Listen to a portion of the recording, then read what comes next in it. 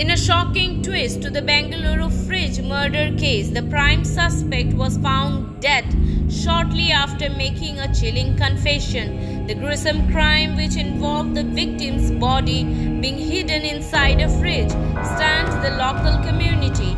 Investigators are now focusing on unraveling the circumstances of the suspect's death while piecing together the full details of the crime. This unexpected development has raised further questions about the motive and other possible accomplices in the disturbing case.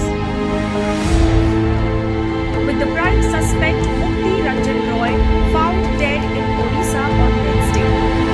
Roy, accused of killing Mahalakshmi and dismembering her body into 50 pieces, was discovered hanging from a tree in the street following Mahalakshmi's disappearance. Both were employees at the mall in Bengaluru, manager. Their frequent communication had raised suspicions when Mahalakshmi was reported missing. Call records revealed that the two were in contact before the murder, with Mahalakshmi last seen alive on September 1st. The breakthrough it is suspected that she was killed the following day was discovered in Odisha along with a suicide note. The note outlined the events that led to the murder, providing chilling details of a heated argument between the two, culminating in Roy allegedly hitting Mahalakshmi on the head, which resulted in her death. He expressed frustration in the note, stating that their relationship had soured over personal disputes. Roy's confession detailed how he dismembered her body and stored it in a refrigerator to conceal the crime. Investigators had been closing in on Roy before his death, tracking him through a trail of evidence. His phone had been switched off, making it difficult for authorities to locate him until locals in Odisha stumbled upon his body. Police have now shifted their focus to gathering more information from the belongings found at the scene, including Roy's laptop and iPhone, which may provide additional insights into the crime.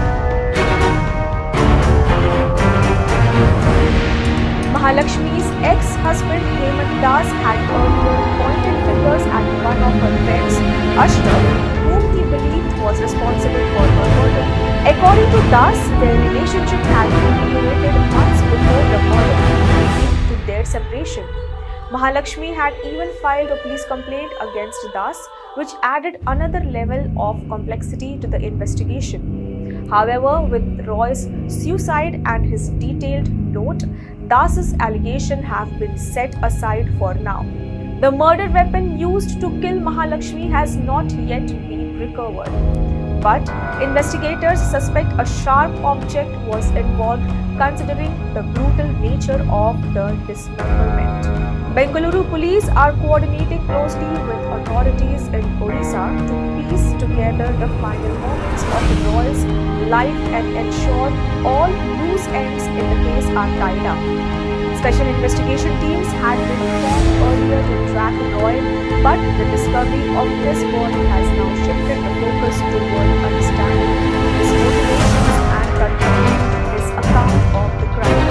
The gruesome nature of the murder left the city of Bengaluru reeling, especially after Mahalakshmi's body was found chopped into 59 pieces and stored in a fridge at her residence in Vinayaka Nagar.